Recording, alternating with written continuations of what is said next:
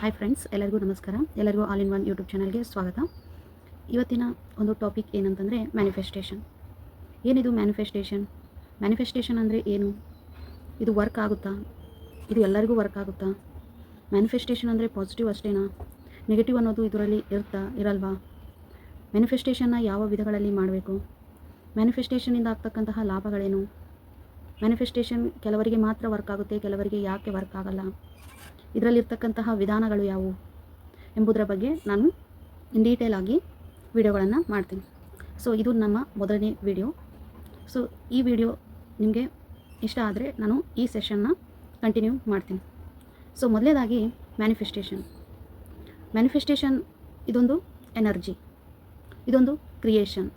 Manifestation is a science. Manifestation ಅನ್ನೋದು ಶಕ್ತಿ. ಈ ಶಕ್ತಿ ನಮಗೆ ಎಲ್ಲಿಂದ ದೊರೆಯುತ್ತೆ? ಯೂನಿವರ್ಸ್ನಿಂದ. ಯೂನಿವರ್ಸ್ ನಮಗೆ ಈ ಶಕ್ತಿಯನ್ನು ಕೊಡುತ್ತೆ. ಈ ಯೂನಿವರ್ಸ್ ಬ್ರಹ್ಮಾಂಡ ಹಂಗಂದರೆ ಏನು? ಇದು ಯಾವ ರೀತಿ ರಚನೆ ಆಗಿದೆ ಅನ್ನೋದಾದರೆ ಯೂನಿವರ್ಸ್ ಬ್ರಹ್ಮಾಂಡ ಅಂತಕ್ಕಂಥದ್ದು ಗ್ಯಾಲಕ್ಸಿಯಿಂದ ಆಗಿದೆ. ಸೊ ಈ ಗ್ಯಾಲಕ್ಸಿ ಅನ್ನೋದು ಹಲವಾರು ನಕ್ಷತ್ರ ಪುಂಜಗಳು ಸೇರಿ ಗ್ಯಾಲಕ್ಸಿ ಆಗಿದೆ. ಈ ನಕ್ಷತ್ರ ಪುಂಜಗಳು ಹಲವಾರು ನಕ್ಷತ್ರಗಳಿಂದ ಆಗಿದೆ. ಹೀಗೆ ನಕ್ಷತ್ರಗಳು ಸೇರಿ ನಕ್ಷತ್ರ ಪುಂಜಗಳು ಸೇರಿ ಗ್ಯಾಲಕ್ಸಿಯಿಂದ ಈ ಬ್ರಹ್ಮಾಂಡ ಅಥವಾ ಯೂನಿವರ್ಸ್ ಅನ್ನೋದು ನಿರ್ಮಿತವಾಗಿದೆ.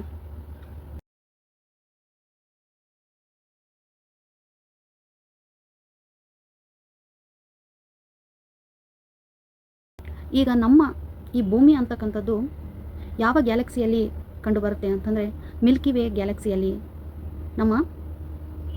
ನಮ್ಮ ಭೂಮಿ ಅಂತಕ್ಕಂಥದ್ದು ಕಂಡುಬರುತ್ತೆ.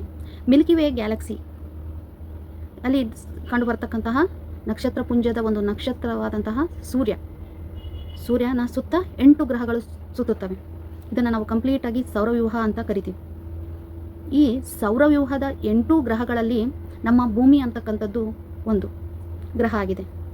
ಸೊ ಹೇಗೆ ಒಂದಕ್ಕೊಂದು ಇಂಟರ್ಲಿಂಕ್ ಆಗಿ ಇವೆಯೋ ಅದೇ ರೀತಿಯಾಗಿ ಎನರ್ಜಿ ಅಂತಕ್ಕಂಥದ್ದು ಸ್ಪ್ರೆಡ್ ಆಗಿದೆ.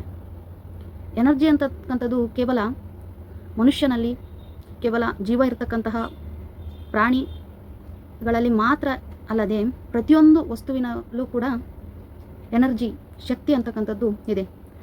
ಈ ಭೂಮಿಯ ಮೇಲಿನ ಪ್ರತಿ ಕಣವೂ ಕೂಡ ಶಕ್ತಿಯಿಂದ ಕೂಡಿದೆ. ಸೊ ಮ್ಯಾನಿಫೆಸ್ಟೇಷನ್ ಅಂದರೆ ಇದೊಂದು ಶಕ್ತಿ. ಸೊ ನಾವು ಏನನ್ನು ಆಲೋಚನೆ ಮಾಡ್ತೀವೋ ಅದೇ ಆಗುತ್ತೆ. ನಾವು ಪಾಸಿಟಿವ್ ಆಗಿ ಥಿಂಕ್ ಮಾಡಿದರೆ ಪಾಸಿಟಿವ್ ಆಗುತ್ತೆ, ನೆಗೆಟಿವ್ ಆಗಿ ಥಿಂಕ್ ಮಾಡಿದರೆ ನೆಗೆಟಿವ್ ಆಗುತ್ತೆ. 2 ರೀತಿಯಲ್ಲಿ ನಮಗೆ ಫ್ರೀಕ್ವೆನ್ಸೀಸ್ ಕಂಡು ಬರ್ತವೆ. ಒಂದು ಹೈ ಫ್ರೀಕ್ವೆನ್ಸಿ, ಇನ್ನೊಂದು ಲೋ ಫ್ರೀಕ್ವೆನ್ಸಿ. ಹೈ ಫ್ರೀಕ್ವೆನ್ಸಿ ಲೆವೆಲ್ಸ್ನ ಎನರ್ಜೀಸ್ ಯಾವುವು ಅಂತಂದರೆ ಇನ್ನೊಬ್ಬರಿಗೆ ಒಳ್ಳೆಯದನ್ನು ಬಯಸೋದು, ಹ್ಯಾಪಿಯಾಗಿರೋದು, ಸೊ ಉನ್ನತ ಹುದ್ದೆಗೆ ಏರಬೇಕು ಅಂತಂದು ಅದರ ಸತತ ಪ್ರಯತ್ನ ಮಾಡೋದು, ಒಟ್ಟಿನಲ್ಲಿ ಪಾಸಿಟಿವ್ ವಿಷಯಗಳು, ಪಾಸಿಟಿವ್ ಆಗಿರ್ತಕ್ಕಂತಹ ಶಬ್ದಗಳು. ಇನ್ನು ಲೋ ಫ್ರೀಕ್ವೆನ್ಸಿ ಶಕ್ತಿ ಯಾವುವು ಅಂತಂದರೆ ಇನ್ನೊಬ್ಬರ ಬಗ್ಗೆ ಅಸೂಯೆ ಪಡೋರು, ಇನ್ನೊಬ್ಬರ ಒಳಿತನ್ನು ಬಯಸದವರು, ನನ್ನಿಂದ ಏನಾಗುತ್ತೋ ಅನ್ನುವಂತಹ ಆಲಸ್ಯೆಯಿಂದ ಕೂಡಿದವರು, ಇವೆಲ್ಲ ಲೋ ಫ್ರೀಕ್ವೆನ್ಸಿ ಲೆವೆಲ್ಸ್.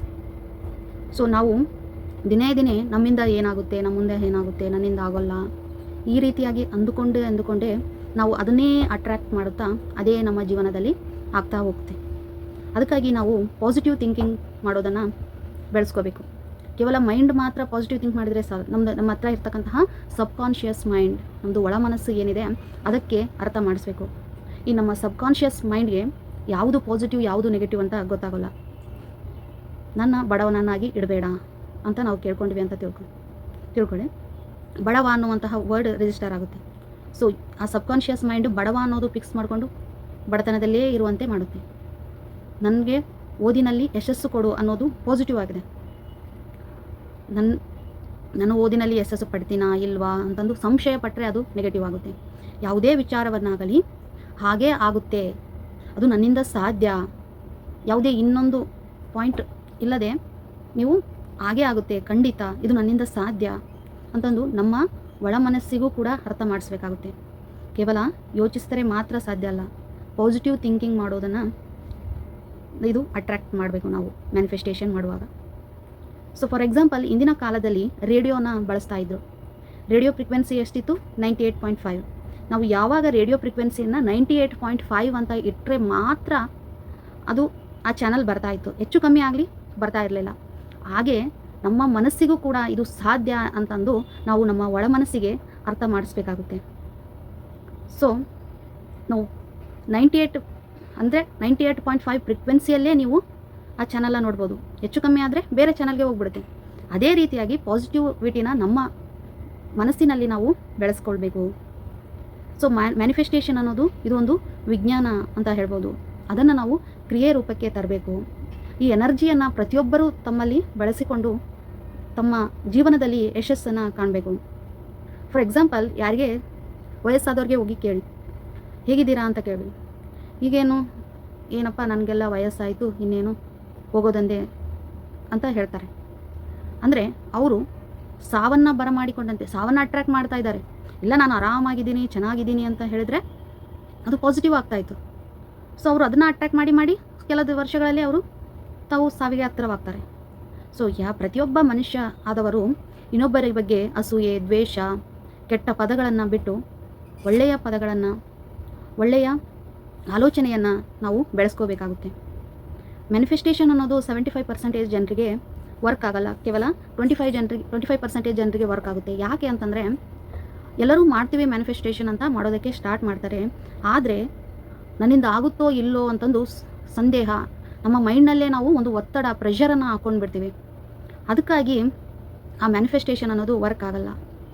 ಸೊ ನಮ್ಮಿಂದ ಆಗೇ ಆಗುತ್ತೆ, ನನಗಿದು ಮಾಡಲು ಸಾಧ್ಯನೇ ಇದೆ ಅಂತನ್ನುವಂತಹ ವಿಚಾರಗಳನ್ನು ನೀವು ನಿಮ್ಮ ಒಳ ಮನಸ್ಸಿಗೆ, ಸಬ್ಕಾನ್ಷಿಯಸ್ ಮೈಂಡ್ಗೆ ಅರ್ಥ ಮಾಡಿಸಿ ಕೆಲವೊಂದಿಷ್ಟು ವಿಧಾನಗಳ ಮೂಲಕ ಮ್ಯಾನಿಫೆಸ್ಟೇಷನ್ ಅನ್ನೋದನ್ನು ಮಾಡಿದರೆ ನೀವು ನಿಮ್ಮ ಜೀವನದಲ್ಲಿ ನೀವು ಏನು ಅಂದ್ಕೊಳ್ತೀರೋ ಅದೆಲ್ಲ ಆಗುತ್ತೆ. ಸೊ ಟ್ರೈ ಮಾಡಿ ಇನ್ಮುಂದೆ ಮ್ಯಾನಿಫೆಸ್ಟೇಷನನ್ನು ಮಾಡೋದಕ್ಕೆ. ಸೊ ಇದು ಇಂಟ್ರಡಕ್ಷನ್ ಕ್ಲಾಸ್ ಆಗಿದೆ, ಬೇಸಿಕ್ ಆಗಿದೆ. ಮುಂದಿನ ತರಗತಿಗಳಲ್ಲಿ ಮ್ಯಾನಿಫೆಸ್ಟೇಷನನ್ನು ಯಾವ ಹಂತಗಳಲ್ಲಿ ಮಾಡಬೇಕು, ಹೇಗೆ ನಾವು ಸಬ್ಕಾನ್ಷಿಯಸ್ ಮೈಂಡಿಗೆ ಅದನ್ನು ಅರ್ಥ ಮಾಡಿಸ್ಬೇಕು, ನಾವು ಯಾವ ವಿದ್ಯೆಗೆ, ಸಂಪತ್ತಿಗೆ, ಆಮೇಲೆ ಓದಿಗೆ, ಜೀವನದಲ್ಲಿ ಯಶಸ್ಸಿಗೆ ನೀವು ಏನು ಅಂದ್ಕೊಳ್ತೀರೋ ಅದೆಲ್ಲ ಸಾಧ್ಯ ಆಗಲು ಬೇರೆ ಬೇರೆ ವಿಧಾನಗಳ ಮೂಲಕ ಮ್ಯಾನಿಫೆಸ್ಟೇಷನ್ನ ನೀವು ಮಾಡಬಹುದು. ಮ್ಯಾನಿಫೆಸ್ಟೇಷನನ್ನು ಮಾಡಿ ನೀವು ನಿಮ್ಮ ಜೀವನದಲ್ಲಿ ಯಶಸ್ಸನ್ನು ಕಾಣ್ರಿ ಅಂತ ಹೇಳ್ತಾ, ಈ ಒಂದು ನನಗೆ ಏನು ತಿಳಿದಿದೆಯೋ ಪುಟ್ಟ ವಿಷಯವನ್ನು ನಿಮ್ಮ ಹತ್ರ ಶೇರ್ ಮಾಡ್ಕೊಂಡಿದ್ದೀನಿ. ಈ ವಿಡಿಯೋ ನಿಮಗೆ ಇಷ್ಟ ಆದರೆ ಲೈಕ್ ಮಾಡಿ, ಶೇರ್ ಮಾಡಿ, ಹಾಗೂ ನನ್ನ ಈ ಚಾನಲ್ನ ಸಬ್ಸ್ಕ್ರೈಬ್ ಮಾಡಿ. ಮುಂದಿನ ಮ್ಯಾನಿಫೆಸ್ಟೇಷನ್ ಕ್ಲಾಸ್ 2ನಲ್ಲಿ ಭೇಟಿಯಾಗೋಣ. ಎಲ್ಲರಿಗೂ ನಮಸ್ಕಾರ.